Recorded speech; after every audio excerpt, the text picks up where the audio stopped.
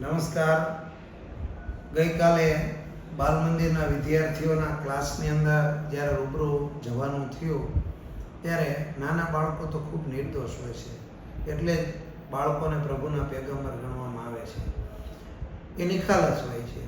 તો મેં એક બાબતનો ખાસ સર્વે કર્યો, જે અંગે આપના સાથે મારે બધા જ વાલીઓ સાથે વાત કરવી છે. બાળકોને જ્યારે પૂછવામાં આવ્યું કે તમે સવારે શું નાસ્તો કરીને આવો છો, તો મોટાભાગના વિદ્યાર્થીઓનો જવાબ એક જ હતો કે અમે ચા દૂધ પીને આવીએ છીએ. તો મારા માનવંતા વાલીશ્રીઓને ખાસ મારી નમ્રભરી સૂચના કે ચા અને દૂધ બંને વિરુદ્ધ આહાર છે. ચા અને દૂધ ભેગા ક્યારેય ન આપી શકાય. ચાની અંદર કેફીન નામનું જે તત્વ છે એ જ્યારે દૂધ સાથે ભળે છે ત્યારે બાળકને પાચન તંત્રમાં બહુ મોટી તકલીફ ઊભી કરે છે. આ લાંબા ગાળે થતું નુકસાન છે, જે ત્વરિત જોઈ શકતા નથી. તો મારે વાલીશ્રીઓને ખાસ એ વાત કરવી છે કે આપના બાળકને દૂધ આપો, અથવા દૂધની અંદર થોડું હળદર નાખી ઉકાળેલું દૂધ ઠંડુ થાય એટલે પીવડાવો, અથવા એને દહીંની અનુકૂળતા હોય તો કૃષ્ણ જેમ દહીં, માખણ અને મિશ્રી ખાતા એમ આપના બાળકને સવારે નાસ્તામાં ચા ને દૂધ ભેગું આપવાને બદલે કાં દૂધ આપો, અથવા ચા આપવી જ પડે એવી હોય, એને કદાચ એનું વ્યસનની જેમ ટેવ પડી ગઈ હોય, તો માત્ર ચા આપવાને બદલે એની સાથે કંઈક નાસ્તો આપો, ફરજિયાત નાસ્તો કરાવો. જો આ એની ટેવ બાળપણથી પડશે, એને સવારે ખરેખર તો ફણગાવેલા કઠોળ, લીલા શાકભાજીની અંદર ટામેટાં છે, એ પ્રકારના જે કાચા ખાઈ શકાય એવા શાકભાજી પણ આપણા બધા જો એવી ટેવ પાડીએ ઘરમાં, તો બાળકોનું આરોગ્ય પણ સારું રહે.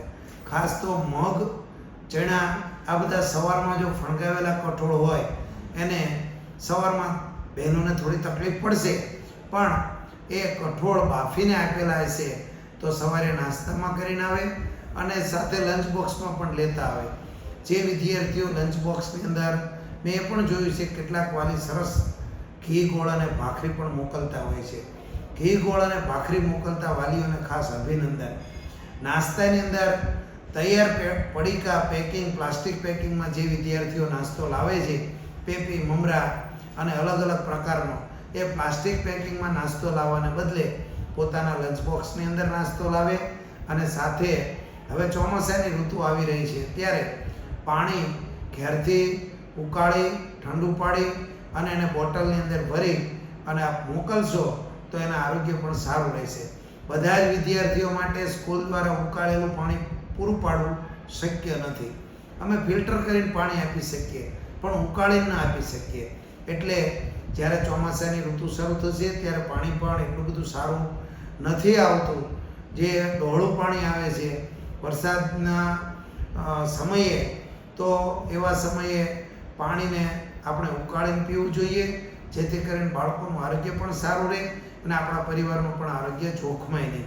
તો આ બાબતે તમામ વાલીઓને ખાસ એક નમ્રભરી અપીલ, સૂચના, આગ્રહ કે આપના બાળકને નાસ્તામાં સવારે ચા અને દૂધ ભેગું આપવાને બદલે ચા અને એની સાથે કંઈક બીજો નાસ્તો સાથે આપો, માત્ર ચા ન પાવ.